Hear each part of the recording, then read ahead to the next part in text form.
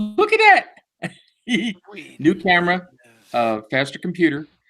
So yeah, this is 2.5 opinions, and I apologize. You have to look at my ugly mug, but if you want to listen, that's what you got to do. That's right. Do not attempt to adjust your radio dial. Or no, your YouTube dial. We have taken complete control. How did that go? You remember that? It wasn't Twilight Yeah, Zone. It we was. control the vertical. We control the horizontal.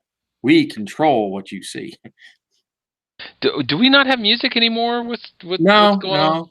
no. Royalties, and uh, it's not. There's not even a whatchamacallit, a fair use. Oh, Uh, really? Oh. yeah, everything costs money nowadays. So if we come up with our own musical content that we make, yeah, we could do something like that. But Those crazy capitalists are taking over everything. Oh, let's not start. But anyways, this is 2.5 opinions. I'm Yishai. and Yishai needs to put his microphone closer to his mouth. I keep trying to swallow it. Every time I try to swallow it, it does not want to stay close. And I am not the Rebbe. Okay, he's actually Shepherd Book. He just shaved his beard and colored his skin. So 2.5 opinions. Jesse, what are we talking about tonight? Why don't you give us a real quick recap of the entire Torah portion, and what Torah portion are we at? Well, we are on Beshalach. This Torah portion deals with the completion of the Exodus, the famous Exodus story that you hear in the old movies and even in the Prince of Egypt. You hear that old famous Exodus story, and we're just on the cusp of it, where we deal with Pharaoh realizing that the Israelites are truly gone and sent his army to go get them. God splits the Sea of Reeds and allow Israel through, but causes the waters to come crashing down on the army. Israel sings praises to God, and then they start complaining about water, then about food, then about water again, and then suddenly the complaining stops, at least temporarily, when we're dealing with Amalek. Lovely Amalek. But that's a brief synopsis for it. Beshalach, everyone. That's a synopsis. I like it. That's pretty good. Okay, so I'm going to set the timer.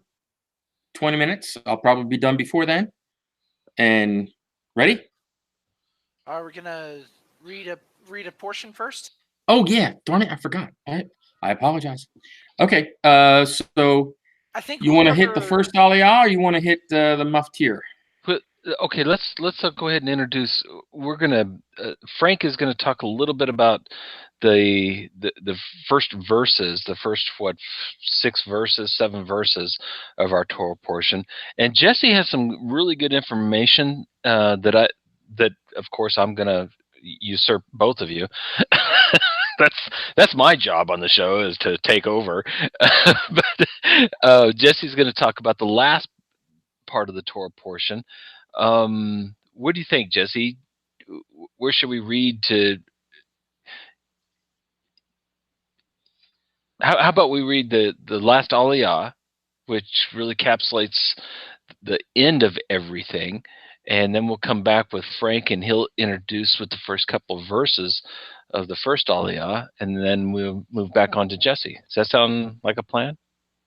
Oh, so you want to go to the spoiler alerts first? This is how we rehearse, people. You want to go to the spoiler alerts first, right? Yeah, let's go to the spoiler alert. How about I make it simple? We'll do the maftir. Oh, Okay.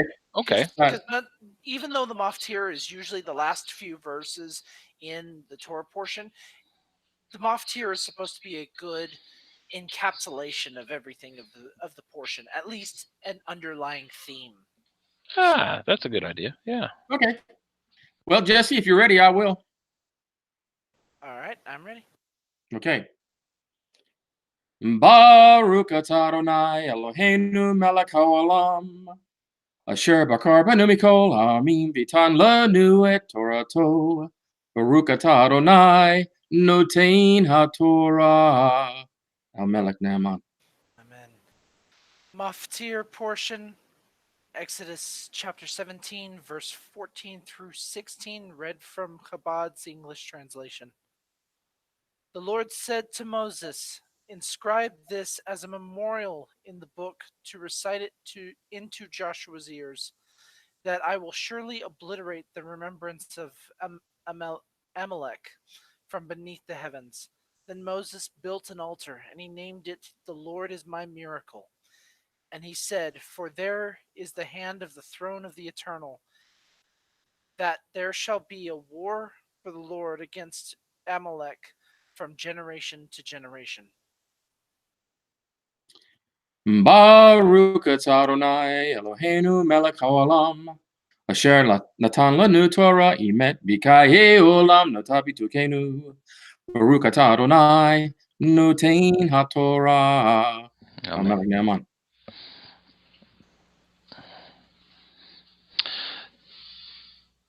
What? What do you mean? What? Oh, we thought you were starting out.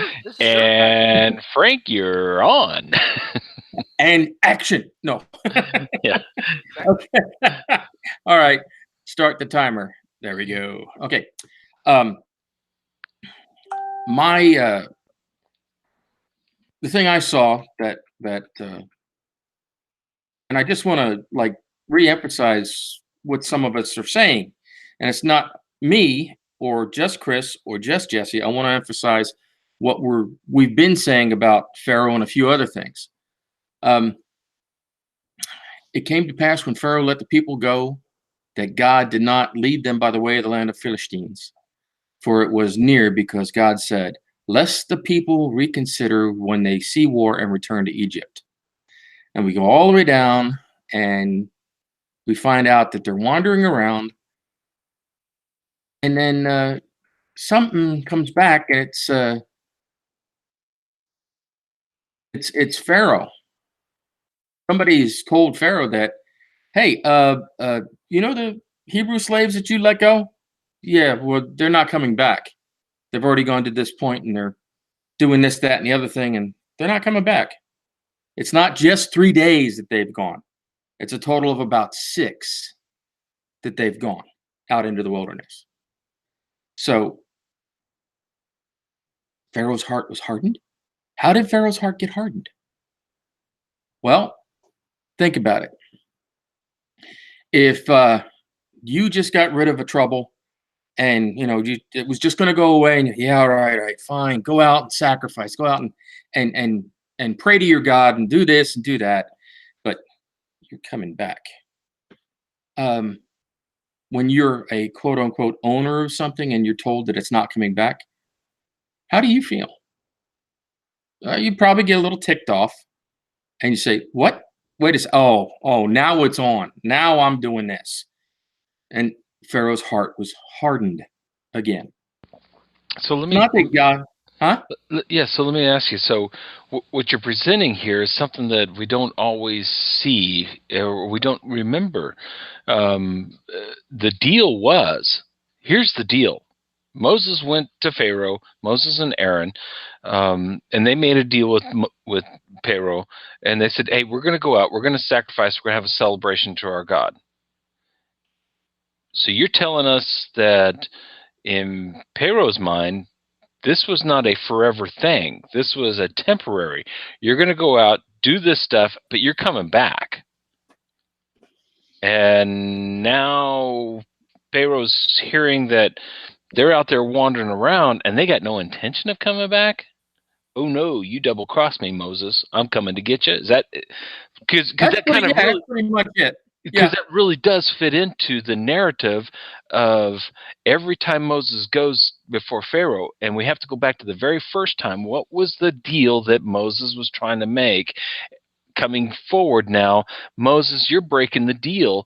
You're leaving for good, and that wasn't our deal. Yeah, I told you to get out of here.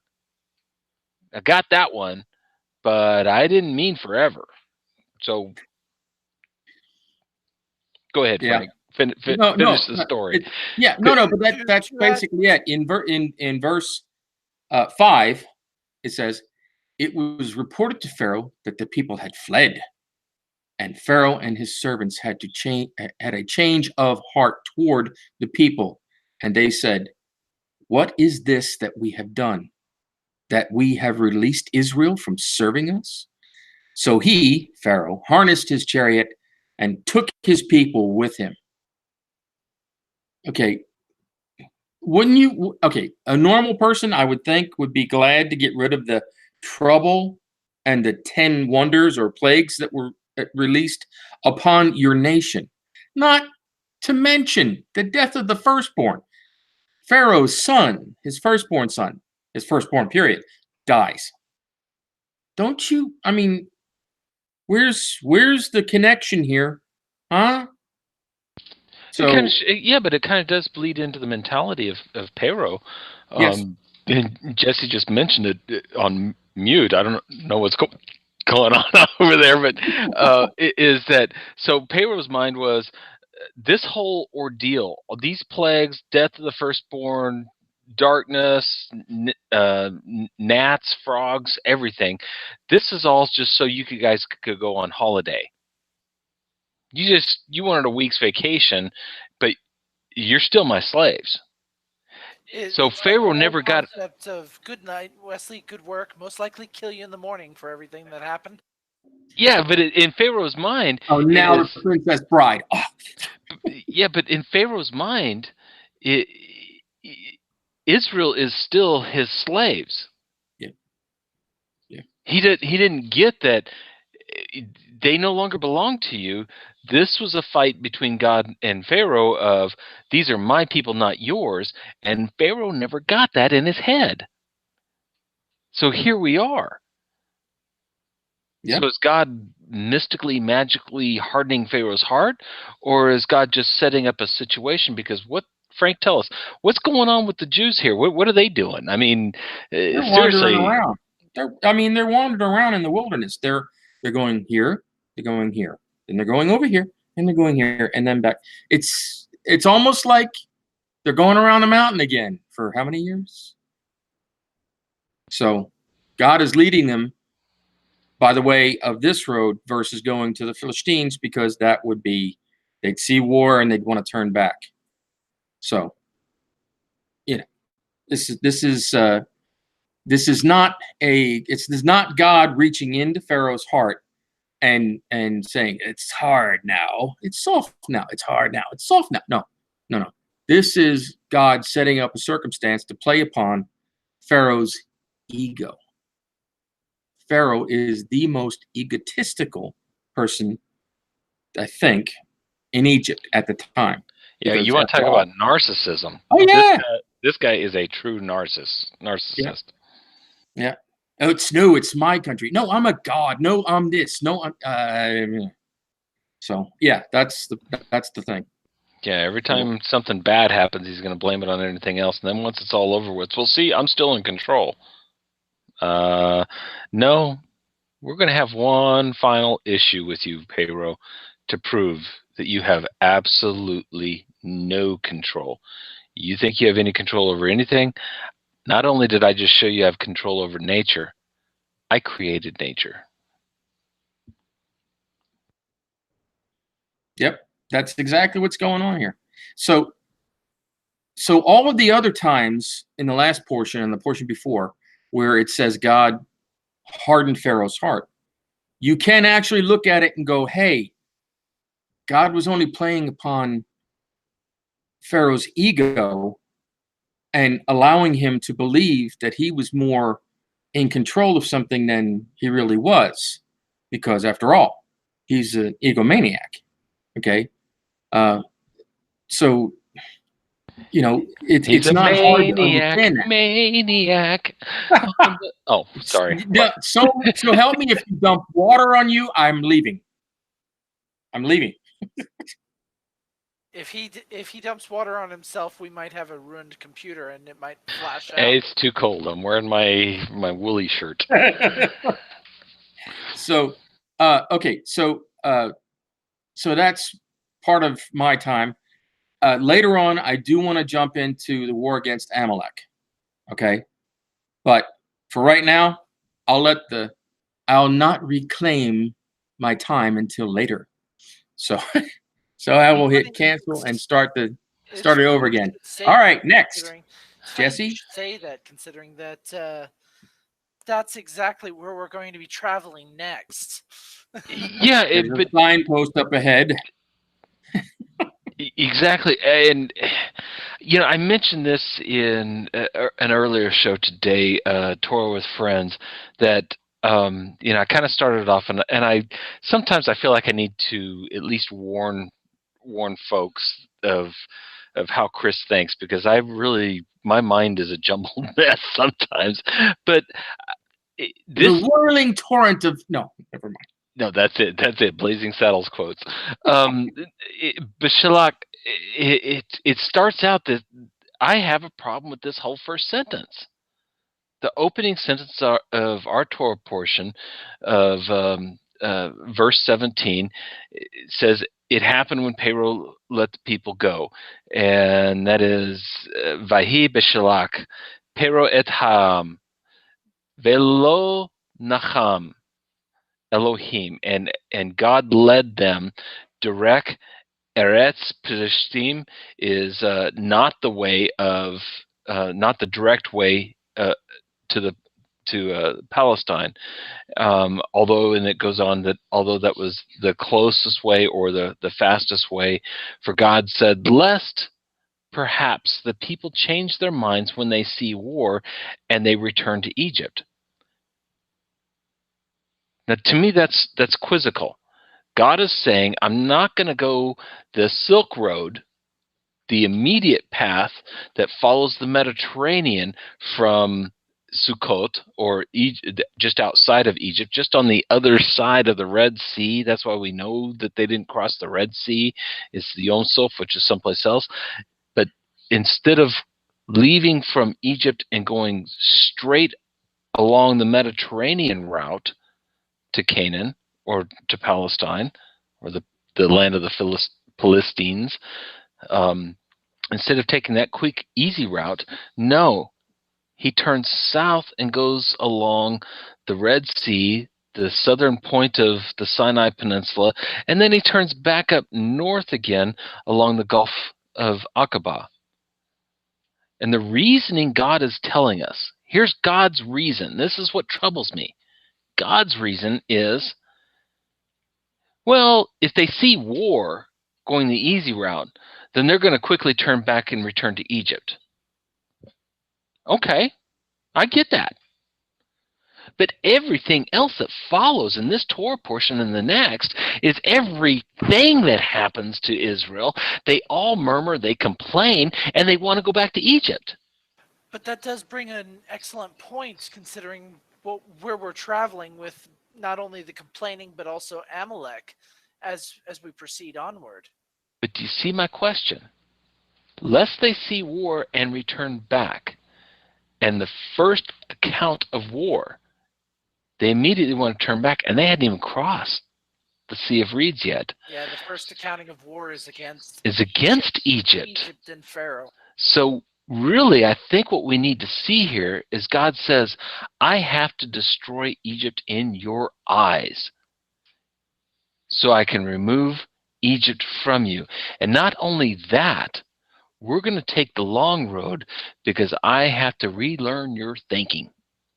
You have a slave mentality thought process in your head, and I've got to remove that before I can introduce you as a free people into the land that I've prepared for you. Here we go, Jesse.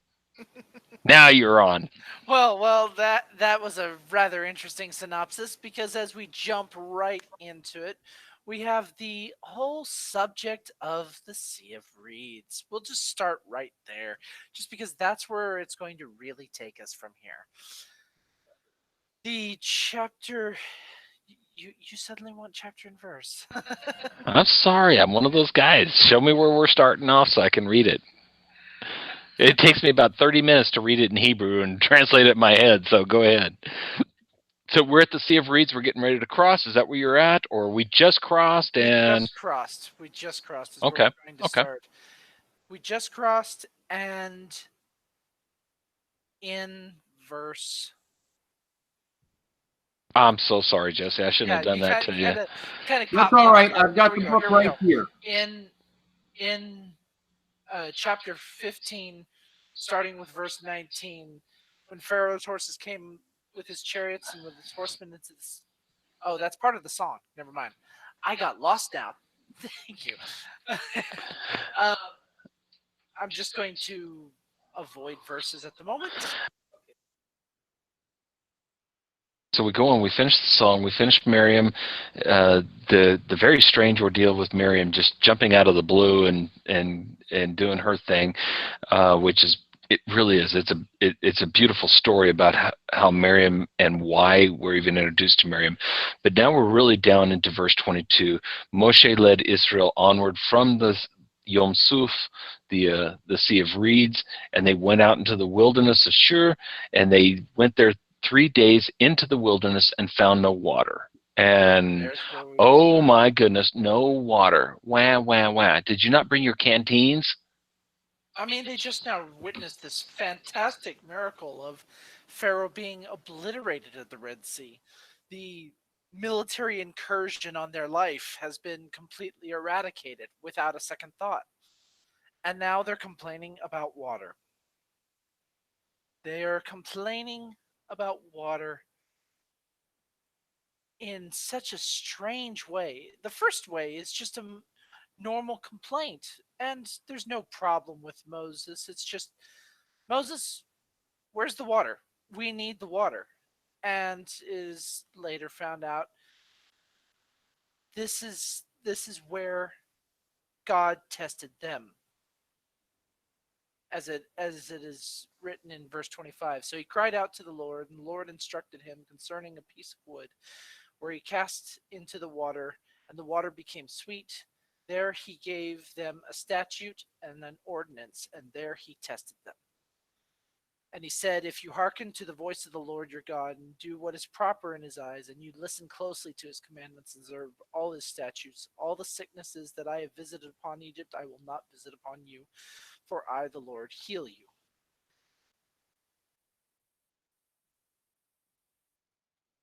You're muted. Oh, sorry.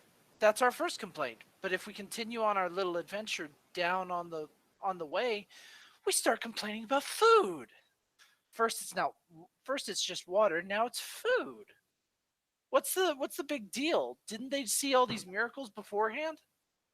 But But not only that, what about all the cattle and the sheep and the goats and everything else they've got around them and with them?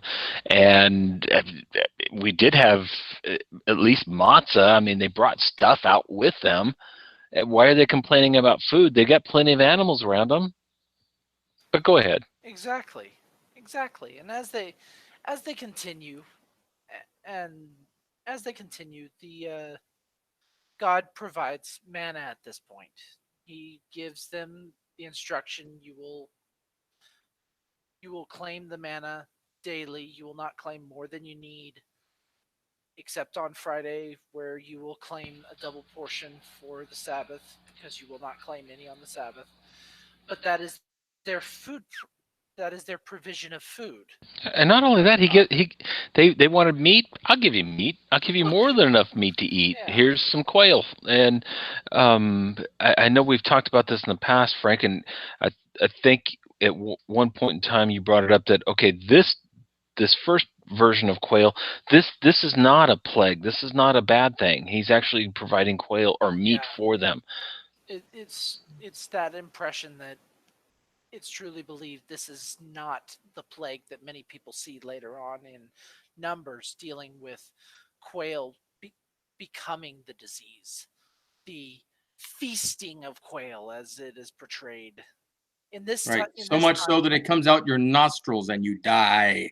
Exactly. This time it's just the whole aspect of you shall eat meat, and in the morning you will be sated with bread. In the afternoon you will have meat, in the morning you will have bread. And that is the way I will do it.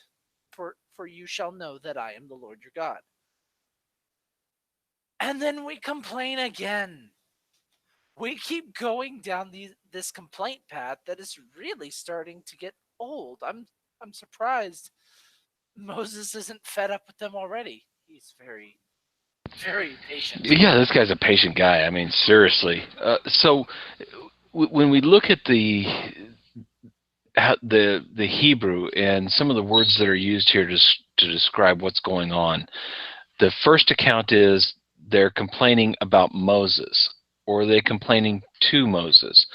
And then the second account, they're complaining about Moses and Aaron, or are they complaining to Moses and Aaron? And then the third account, they're arguing with Moses. This is where it actually starts getting aggressive. Yeah, so with the waters of Meribah, the bitter waters, they're complaining. Then they come to the point where, well, we don't have any food. Well, what about all the cattle and sheep and goats you brought? Well, we don't have any food. So we'll be able to talk about that in a little bit. But nonetheless, at that point in time, now they're complaining about Moses and Aaron, both. But then when we get down to there's absolutely no water, not is it just not bitter. There's no water. And in fact, what's really strange about the third account, we don't really know what the basis of their complaint is. In other words, the waters of Meribah, they come up there and the waters are bitter, and they start complaining. So there's water there, and they start complaining. We can understand the situation. Then the second account is, we've been traveling around now for a little while, Moshe, and we got just enough to make it home. And we don't even know where we're going because we're wandering around now out here, and we've either got another month to go forward or a month to go back. We got to figure out how we're going to start rationing our food. Moshe, what kind of a leader are you? Moshe and Aaron, both of you guys are in control of this situation. Who's taking care of the stores? Who's doing the logistical count here? And then we come down to the water. We've run out of water. We're out. But they don't even mention that. That's not mentioned in the third account. There's no situational awareness that we see in the third account. They just come up and start arguing. Before it was complaining. The third account is now we're arguing with Moses. So we've got two very similar situations, but then the third one is instead of complaining, now we're arguing. And a reason I ask this, are they complaining about Moses, or are they complaining to Moses? Because this is important, and this shows where Moshe is how his response builds up. So, did I usurp you, Jesse? Did I throw you off track? No, you're good. It's just my direction is not going to stop with Moses. It's going to pursue onto Amalek as well, because this is sort of a synopsis section dealing with the different complaints. As it is continued, it is shown that they are still trying to test the Lord. They are at least Moses is portraying it as the fact that they are trying to test the Lord, to question, is God with us? But the version that they choose for is God with us, which I will need to find that verse, the version of choice for is God with us implies, is God close to us? Is God with us in the sense of, will he help me with everything I need? My personal concerns, my physical needs, not just be a mighty protector as he showed at the Sea of Reeds, which it is proven that there's not that big of a deal when it comes to military protection, because as we saw with Egypt, God showed him right then and there, I will protect you from Egypt. So when we get to Amalek, the situation dealing with Amalek, there's no complaints. You can't find a single complaint about the war against Amalek. Moses just takes the approach of ready the army. Joshua readies the army. They go out to fight, and they win. There's no complaining in this aspect, no complaining about Amalek's attack, which leads the odd question: what is their concept of faith in this aspect? Because in Amalek's situation, they're like, "Oh, we've seen it happen before with Egypt. God will protect us in this fight. Let's go." But in when it comes to food, when it comes to water, when it comes to shelter, when it comes to nourishment and personal protection, they're like, yeah, God is our great military leader. God is the president that we elected who was a great military leader before he chose to become president. But does he really care about the individual little old me over here in the corner, needing food, needing water, needing shelter, needing closeness? Needing a hug? Well, you could say needing a hug, But but it, so it's in a very tongue in cheek format, that is pretty much what they're trying to boil it down to some degree. So it's that aspect of Nancy Pelosi and Chuck Schumer and Donald Trump. They're all up there in Washington. They got no idea of what's going on right here in my neighborhood. Exactly. Here's my real issues. You can build a wall wherever the heck you want to. And I'm support or not support or argue for, argue against. But really, a wall over there, someplace that I don't know about, argued by people that are not even close to the area where it's being affected, and you people, you fly in airplanes whenever you want to. You dine on fine china, and I'm worried about, do I have enough money to buy food? Do I have enough money to send the kids to school? You guys are not even close to where I am and what I'm dealing with. So I get this God that deals with payroll. I've never seen the guy. I saw commercials. I saw him on CNN the other night. But seriously, I don't know payroll and he don't know me. So we got this war of nations going on all around us that affects me. But when it comes to my day-to-day needs,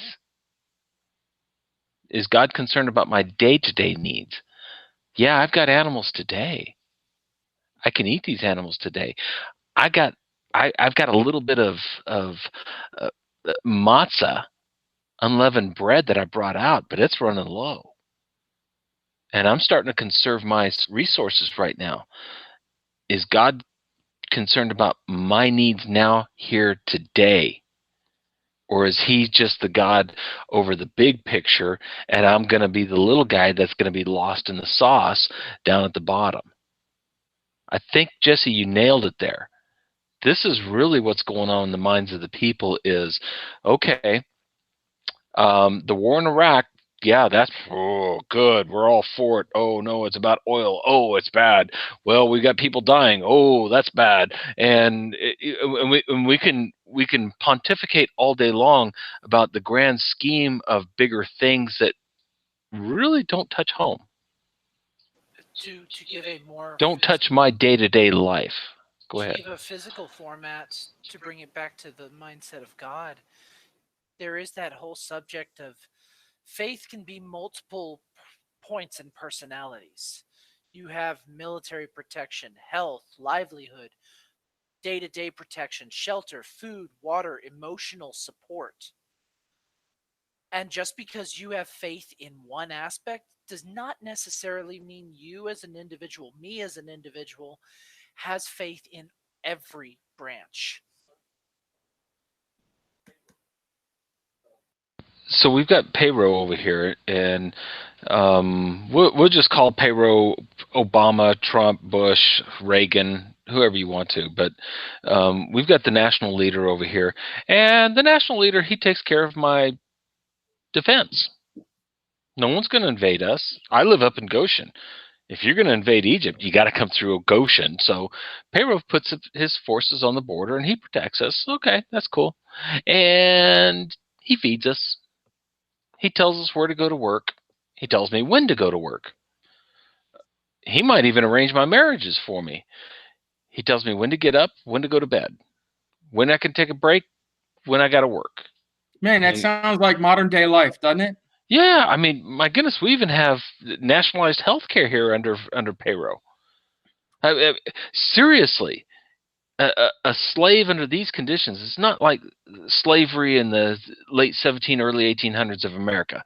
Correct. I mean, there was rigor, hard work, but Sure, and there kind of might have been beatings, there might have been mistreatment, there might have been a lot of terrible things, but it wasn't quite the same. But even so, we were slaves. Um, so think about this: these people that are coming out, they didn't just fall into slavery. No, they were born into it, and their father was born into it, and their father's father, and their grandfather, their great grandfather, they slipped into it without understanding or noticing what was happening to them. by guile. By guile. It says, let us deal cleverly with them. Ah, and so back in the 1800s, I don't remember when, and I don't remember who. I'd have to look it up again. I used to know this offhand, but there was a senator that, or a congressman that stood up in Congress, and he was arguing against a new tax. And he said, "Boys, I come from Arkansas, and back in Arkansas, we had a problem with Schultz, pigs, wild pigs, and these wild pigs, they were getting into everything. And we tried everything. We put up traps. We went hunting. We had the coon dogs out.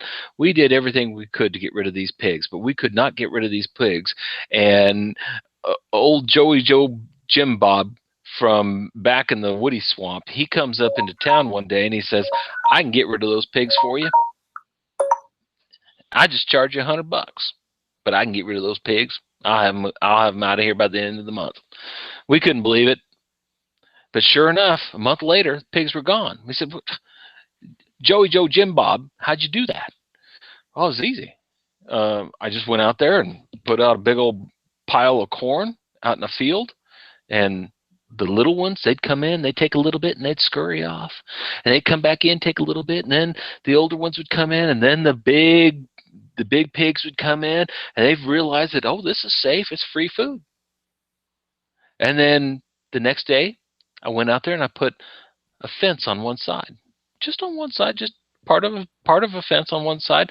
Oh, they were scared at first. Those little ones, they get around there and they'd sniff it and smell it, but they'd go over and eat that corn, take it and run off.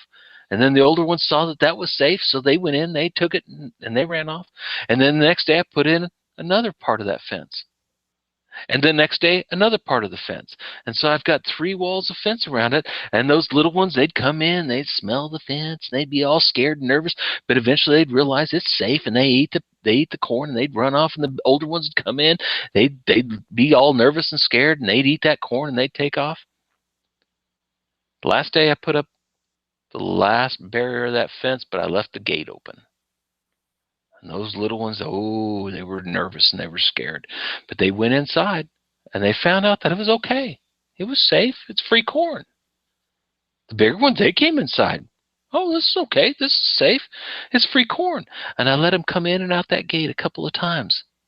And finally, on the last day, when they were all inside, I closed the gate. And that congressman, he looked around the hall of Congress and said, "Boys, they're closing the gate on us." And that's kind of the point. They fell into this slavery in the same aspect. And those that were born in this slavery don't know anything different. Right. Don't know anything different. Ranger no like big words. But but Oh, in case you've forgotten, the he point passed Ranger School. yeah, the point is they were born and raised in this slave mentality where the master throws the corn over the fence. We get all this free corn. We get free health care. We get Oh, the flesh pots. Oh, the garlic. Oh, the leeks. we Oh, get yeah. free schooling. The master tells me when to eat. He tells me what to eat. He tells me where to work, how to work. He increases or decreases my labor. It's horrible. It's bad. But you know what? I don't have to think about where my next meal is coming from. Out here, as a free man, in the wilderness, And if you don't understand the word Bamidbar in Hebrew, Bamidbar means this is the place where you come to die. Nothing survives here. Nothing grows here. There is no water. There is no food. I'm out in Bamidbar. I've got my cattle and my sheep with me, but I'm calculating how many days and how many animals it's going to take for me to get back to Egypt or to get someplace where there is food. Moshe, what in the world are you doing? Is God really with us? Does he care? Because right now, this is all I've got. Yep. There's a Is God with us or not? I get it that God can fight battles. Hallelujah. I get it that God can control the nature and the universe, and he can control all these big things. But what about the micro level? Me, my family, my children. I've got to worry about them. Is God as concerned about me and my children as I am? Or is he just Donald Trump and Nancy Pelosi in the White House worrying about a bigger picture, and they're arguing about things that I could care less about? At the end of the day, I really could care less about. That that statement on the president's situation should be an indication to everyone listening. We may view it as the Israelites just thinking in slave mentality. We may view it as, oh, we know better because we're reading it from the book. We can understand the way things work. I'm sorry, people, but I've fallen into that trap as well. You've fallen into that trap as well. How many times, like for example, long before I actually had a job, but just after I left my parents' house, there were times I would sit there and go, "What next? What am I going to get my hands on next? What job am I going to find? How am I going to survive in this wilderness?" Yeah, And I wasn't even thinking of God at the time. I was thinking, "Oh crap, I've got to prepare myself." yeah, and it's like it was easier when I lived at home. Mom and Dad, yeah, they were mean and horrible, and they made me get up in the morning and go to bed at night and read this and do that and do chores. But at least I knew where my food was coming from, and I had a warm bed in a house. I And was protected. now I'm out on my own. And does God care? Exactly. How close and how real is God to me? And that's the argument. They're blaming it on Moshe. And what does Moshe do? He says, your argument's not with me. This isn't so much of, Moshe, what are you doing? We've got this and you got that, and you're a horrible logistician. You have no idea of how much water it takes for a camel or an ox or my kids, and how much grain, and where Hey, where are we even Moshe, going? you don't even know what the smear code is for a camel. There you go. The schmear, yeah. but seriously, I mean, it's a logistical argument here. I've got this much food, this much water, and I've got an equal distance, because our Torah portion is very clear on this. They were exactly in the middle of nowhere. They were halfway between anything. It tells us what day of the month. It tells us what month. They've traveled so many days, so many months, so much distance from Egypt, and that same amount of time and distance until they get to Sinai or to wherever they think they're going. Um, we're halfway in between, and I don't have enough food to last either direction. It's better that I go back to Egypt. What? There wasn't enough graves in Egypt that you had to bring us out here to bury us? Seriously, that's the mindset. True. This is a logistical situation here. And at the end of the day, we started off with, I'm I'm complaining about Moses' leadership abilities when it comes to the water of bitterness. I'm complaining about Moses and Aaron's leadership abilities when we don't have enough food. Now, this last time, there's absolutely no water, and I haven't got enough to make it anywhere. I'm in the middle of nowhere, and I don't have enough water to make it to the next watering hole. Now it's no longer complaining about your abilities. I'm arguing with you. My finger is pointed at you, and what does Moshe say? Don't point your finger at me, point your finger at God. What? What does he mean by that, Jesse? Is it really, well, it's not my fault, it's God's fault? Is that Actually, really what no. Moshe's saying? I don't No. believe so. Moshe No. knows the heart. Your real question is God with me?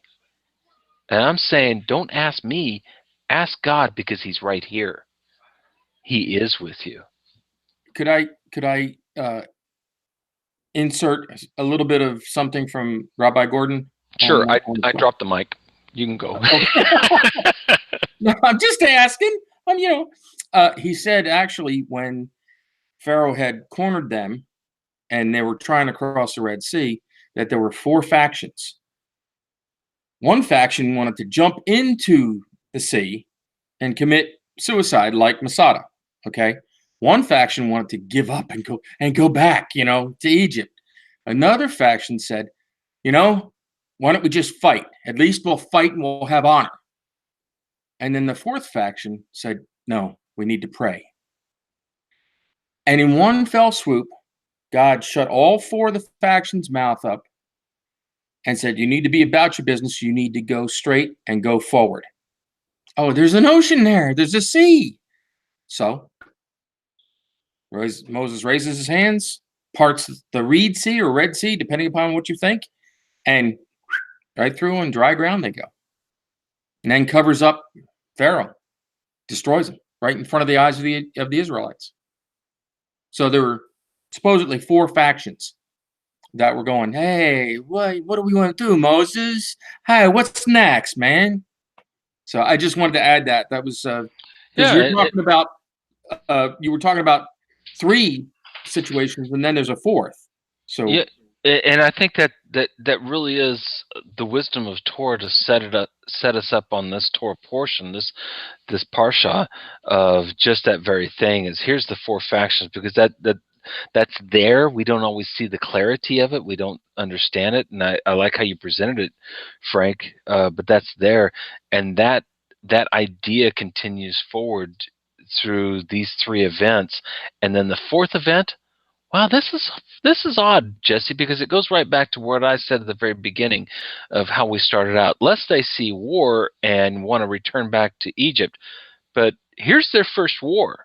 Here's their first encounter, and it's with the most vile, despicable type of person there is. I mean, it's said of Amalek. Amalek is the type of person that will jump in a pot of boiling water just to cool it down so you can get in. yeah, I mean, it's that Amalek mind. part of our portion too. So It's that mindset. This truly is modern day Palestinians of, I'm going to hate you and I'm going to fight you and I'm going to kill my children just so that eventually someday somebody will be able to come in and finish you off. yeah, Really? Really? You are going to kill your children, your wives, your sons, and your daughters just so that eventually someday somebody might figure out a way to destroy Israel? It's that mentality. That's exactly the mentality of Amalek. And Amalek says, let's go fight them now so that eventually somebody else will be able to kill them off. all right. It's the irrational hatred of an individual or group of people. That's Amalek. So anybody who has this irrational hatred in them, I hate to say it, but they're Amalek. Yeah. Yeah, but there's something different here, Jesse. Help me understand this, because where's the complaining? Where's the fear? Where's the, oh, Amalek's attacking, we need to run back to Egypt? Because that's part of my question from the very beginning of the very first verse of our Torah portion. God said, lest they see war and turn back and go back to Egypt. But what happens here, Jesse? There is no complaints. In fact, the whole way it's presented, Amalek, I'll even read it in the English to finish it Microphone. off. I'll even read it in the English to finish it off. In chapter 17, starting with verse 8, because that's where we begin with it. Amalek came and fought with Israel in Rephidim. So Moses said to Joshua, "Pick men for us and go out and fight against Amalek. Tomorrow I will stand on top of the hill with the staff of God in my hand." Joshua did as Moses had told him to fight against Amalek. And Moses and Aaron and Hur ascended to the top of the hill. And it came to pass that when Moses would raise his hand, Israel would prevail, and when he would lay down his hand, Amalek would prevail. Now Moses' hands were heavy, so they took a stone and placed it under him, and he sat on it. And Aaron and Hur supported his hands, one on this side and one on that side. So he was with his hands in faith until sunset. Joshua weakened Amalek and his people with the edge of the sword, and Yeah, there's no complaints whatsoever. yeah. I mean, it's Just do the order, done, completed. so it's almost as if, let's go back to that mentality aspect. Remember the song after we crossed the Red Sea, the Yom Suf, the Sea of Reeds? You remember that song? My God is a God of war. So it's almost as if they learned the lesson. Oh, God will fight for us. We've got to do something. They didn't take themselves out of the equation. They didn't take themselves out of the picture. They realized they're going to have to do something. But when it comes to somebody, an army fighting against us, we're going to prevail. Why? Because God is on our side. So here, there's no question. There's no quarreling. There's no complaint. It's not even, hey, Moshe, maybe we should try a feint attack, or maybe we should do this, or no. It's, hey, Moshe, got an army over here attacking us. What do you think? Well, Aaron, go out here and do this, and Hur, and you guys, and we're going to position, and we're going to do this, and you guys are going to go out there and fight, and I'm going to be up here holding my staff up, holding my arms up, and you guys are going to prevail. Okay. Boom, boom, boom, boom, boom. Exactly. Wait a minute. We were complaining about bitter water, and then we were complaining about food when we have food, and then we're complaining about water again. Why the difference? And the difference is just that. They had faith that God was a man of war. They declared that already. They experienced it. They understood it. It got into them. They knew that if we're going to be attacked, God's on my side. There's no doubt here. As a nation, as a people, I will sing praises to the Lord who has triumphed gloriously. The horse and his rider he has thrown into the sea, right? Yeah. And then we go into the Mika Mocha. Oh, the Mika Mocha. Oh, who is like our God? But it's all about war and nationalism. But the three events of water, food, and water, that's hitting home. That's, I made $2,000 this month.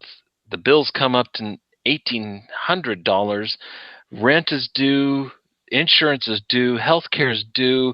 I got to buy food, and the little one just came down sick. God, are you watching? Do you see this? This is me here. It's not America. I know God's all about America because he roots for my football team after all. But no, this is me. And I got problems. I got issues. Things aren't working out, and I can't see the future. So with these three events of water, food, and water, One of us. That's a interesting way to sum it up. Is God one of us? Is God close to us? Does he care? Does he care that I'm getting food? Does he care that I'm getting water? Does he care that my family is well kept and educated? Can he see about my needs tomorrow? Yes. I got enough to make it today, God. I've taken care of that. But I don't have enough for tomorrow. Government shutdown. I've lived through this. Frank, you've lived through this. We've lived through this a couple of times. Yeah. Thankfully, it doesn't affect the Department of Defense this time. Right. But nonetheless. The last time it did, I was affected. I But had to work without getting pay. but nonetheless, you and I know what those people are going through. Oh yeah. The Coast Guard, the IRS, the different services. We know what those people are going through, and this is the longest government shutdown. God, Ever. this isn't my fault, and I thought you were handling the government for me, and the government's not working anymore. And oh yeah, I didn't make enough to pay the mortgage, to pay the rent, and I don't even have money anymore for food for tomorrow. I got some stuff stored away over here, but God, what up, man? Are you with me or not? It it's really great to know that you're on the American side, God. Red, white, and blue, motherhood, apple pie, and all that stuff, and go the Dallas Cowboys, Denver Broncos, or The God's Philadelphia Eagles. God's personal team, the Oklahoma Sooners. That's his favorite team. Oh, But come on. no, but we got this whole national pride thing, which is really wonderful, and we think God's on that side. But No, God is on God's side. Now, but are we on God's side? but the That's the government question. the government's failing me, and you're supposed to be in charge of the government, God. And because the government's failing me, I don't know what's going to happen tomorrow. God, Yeah. hello, Yeah, yeah. I'm knocking.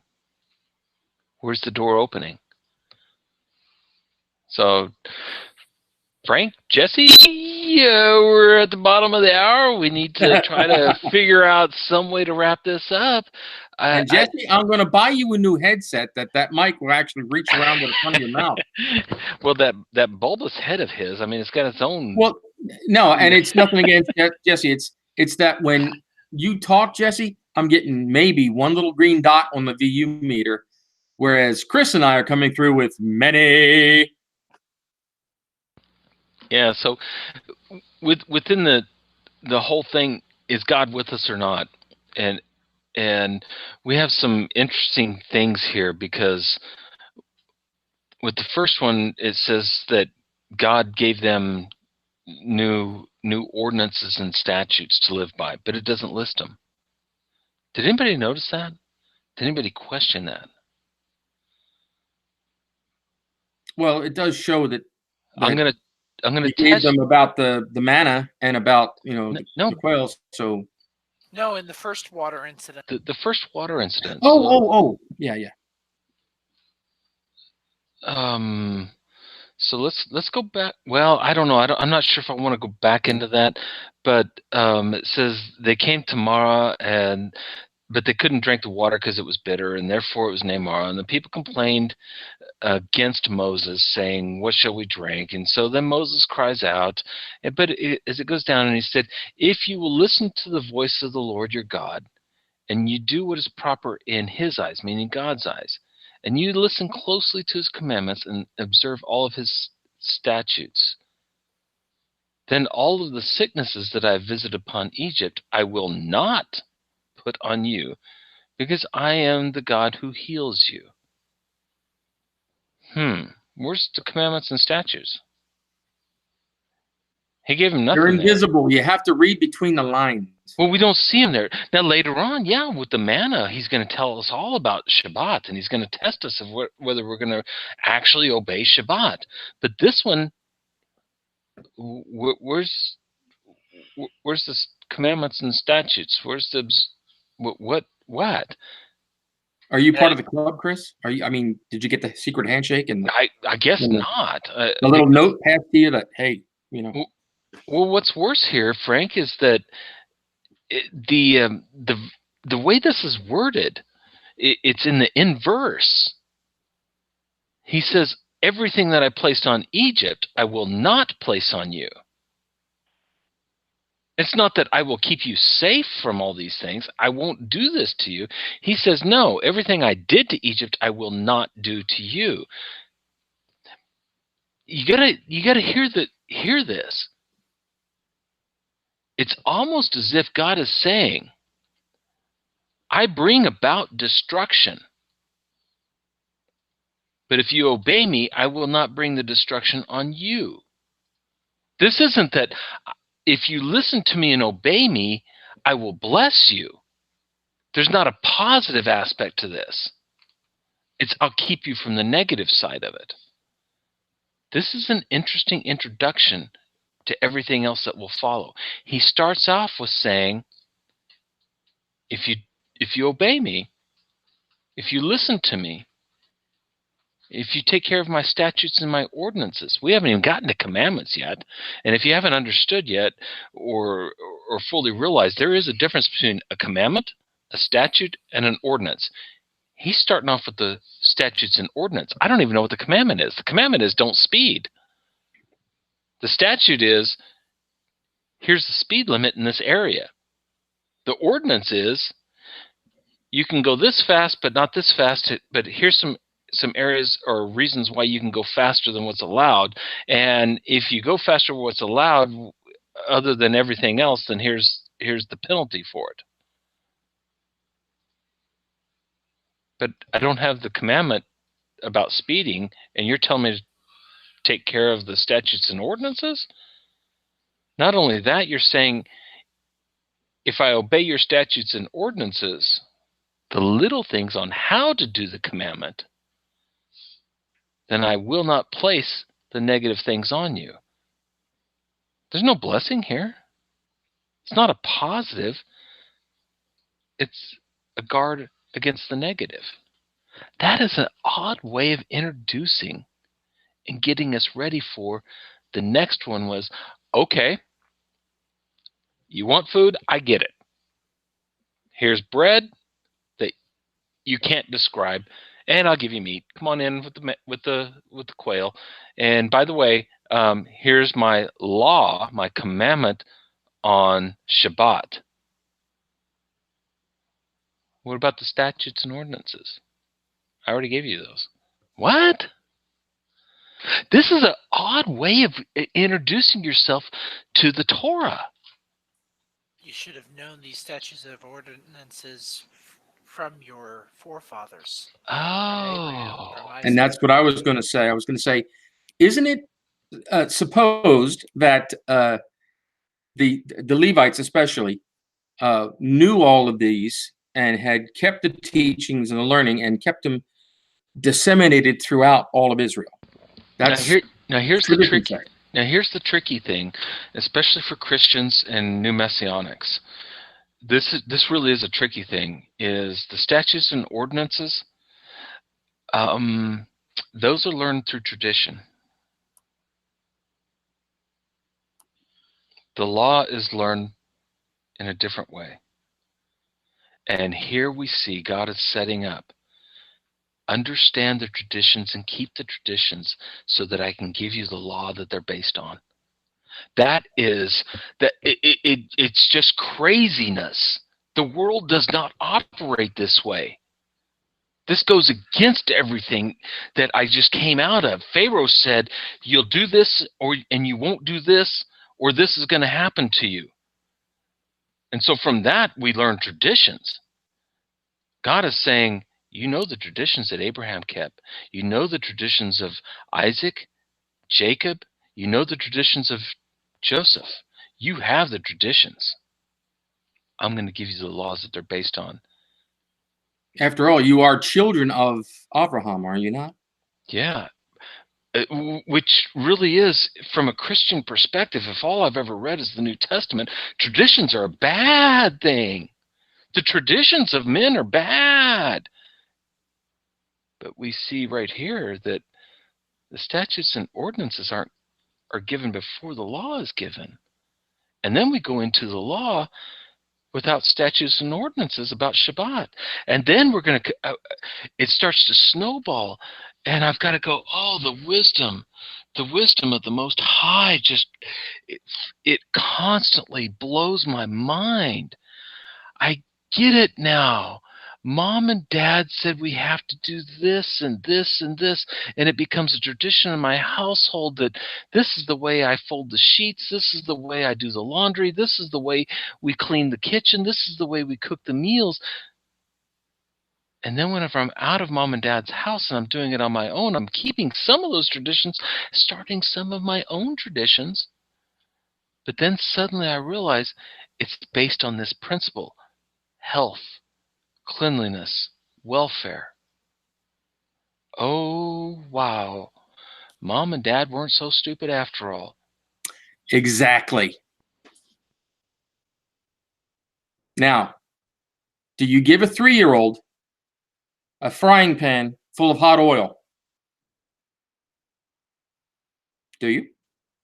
Okay, you're go ahead with that. You've No, but lost us there. yeah, Frank took a right turn at Albuquerque. We all took a left No, turn. no. This is the same Go thing. ahead. This is the same thing. Sorry. You don't give children the law, the pan full of hot oil.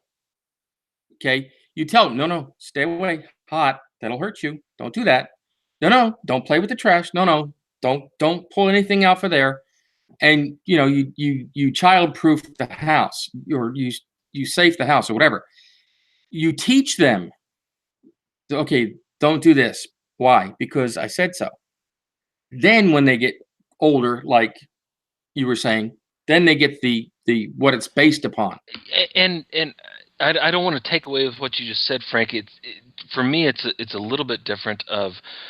On Shabbat, there's a rush and there's craziness in the house, and the table's set, and everybody's washing and doing these things, and Mama brings candles out and she lights the candles, and we say blessings over the bread and the wine and the kids and the mama, and we go through all these things, but not once do we say that there's a commandment to do this. Correct. And that's what I'm getting to is, here's all the traditions. And at some point in time, the boys come up and say, why do we do all this crazy stuff? What's with this tradition? I said, oh, well, that's easy, because God said to separate and guard and remember. That's the commandment. Everything else is a tradition. Yep. The blessing, the candles, the bread, the wine, whatever. That's all tradition. The commandment is separate Sabbath, guard the Sabbath, and keep the Sabbath. How do I do that? Oh, these traditions. Oh, well, I've been doing those traditions all my life. Ah, then you've kept the commandment. That's right. Again, you don't give the child something dangerous. You teach the child about how not to be in danger. And then when they mature enough, when they start thinking, you can reason with them and give them the statute, the ordinance, the commandment. And then they can lead a life and go, oh, okay, I did that. So, then to wrap this up, Yep. if I am understanding everything that has transpired throughout both what you have said, what my father has said, and what I have said, to wrap this up very quickly, the understanding that I see out of this is Israel knew of its past and understood what needed to be done, but they were always concerned with the future, just like every human in existence. We know of our history, we know of our livelihood, we know what we were and what we are, but we don't know what we will be. And that scares most people. That gives people fear and doubt as to what will transpire. You Hence, mean the unknown? yes, we are fearful most of the unknown. It is most definitely why God said, remember your past, remember what you are currently, and the future will not be as deadly as what Egypt was. Okay. Yeah. Yeah. I think you brought it in very succinctly in that aspect of, um, uh, fear brings about so much anxiety in all of us, and I've noticed this both in the military, in combat, at work, at home, with myself. of when I start dealing with insecurities, then fear sets in, and I'm starting to lash out at anything.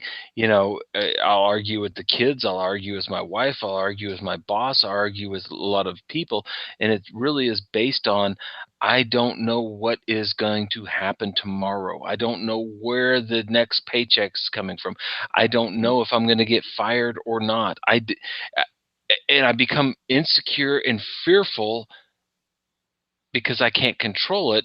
Now I'm going to start arguing about it. Where's my whoopee? Yeah. And we see that this is down to earth. This is living Torah. This is what's happening. We can relate to this. But if we think it was just a story with magical and mythical things and creatures and an ethereal God that pops in and pops out, then we miss the whole point of what is living Torah until I realize, oh no, I'm living this.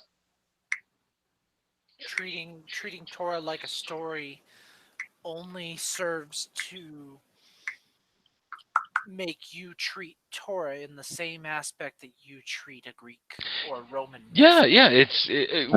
We got to get out of that mindset. This is that slave mentality thing that I think we're all trapped in at times. Of when we read Torah, this isn't a once upon a time story. This isn't a galaxy far, far away. No, this is now. This is here. Folks, we've been enslaved by our own form of government, or at least the bastardization and the narcissistic approach to our own form of government, regardless of what form of government that is. Yeah. We've become enslaved and dependent upon it. And that's why I think a lot of the far left attributes are nothing more than another means of slavery. They don't think it is. They don't mean for it to be. It's human nature, though. There's no great cabal. There's no huge conspiracy. It's human nature to act this way, to do this. We eventually enslave others or be enslaved ourselves because that's in our nature. And God is saying these laws that the world tells you is binding, these fences that the world tells you is made up, is really freeing to you. These things free you to the whole thing of I have self-will and self-determination. I can decide. Yeah.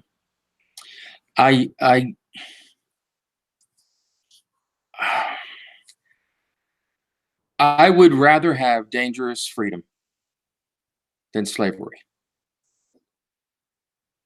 than a comfortable place to eat by the flesh pots with the garlic and the leeks and everything else. That's what I want. Dangerous freedom versus that. I'm not anything special. I just know what I want. I want to follow the Most High, blessed be He. And these rules, these laws, these commandments, as Chris is saying, they are freedom. They free you from all the other restrictions that the world places upon you. They're freedom. God only wants the best for you. That should be simple to understand. Unfortunately, we don't sometimes. So I think we've wrapped it up rather nicely. Yeah. So, Jesse, Frank, how do we sign out of here? Because Frank, you hit it on the head right there. Is that all these things that make me feel comfortable, they really only enslave me and make me dependent upon another force without realizing that, no, I'm dependent upon God. we've all been that livestock inside that pen, captured. Now we got to get free. So you're saying don't be a pig? That's right. Pigs are not kosher. Yeah. So, Jesse, last words? that statement about pigs are communists came from a cartoon. No, that explained but communism. remember Animal Farm? Yes, Animal Farm. And Napoleon. unfortunately, Frank, I don't think they require that in high school or any reading. I don't think it's even available anymore. No, But the it's whole not. Animal Farm, you notice it was the pig. It was That's the right. pig that said all animals are created equal, but some animals are more equal than others. Exactly. That's my favorite Exactly. quote out of that whole book. And it was Napoleon the pig. I Yeah, mean, the yeah, name of the pig should tell you something. yeah. So all of you homeschoolers out there, I encourage you, make your students read Animal Farm. It's Yep. great. With that, This is 2.5 Opinions. It's been great having you, Yep. and we'd love to see you again next week. I'm Yes, we Yishai, would. So, I'm Frank. and I'm not ready. and this is 2.5 Opinions, and we will see you next week. Shabbat Shalom, Shavua Tov, Lehitrot. And that's Yishai. So he Shvuah didn't Tov. he didn't he didn't say who he was. So I had to do it for I him. did say. Shavua Tov, Lila Tov, Lehithra. We'll see you next week. Thanks for being here.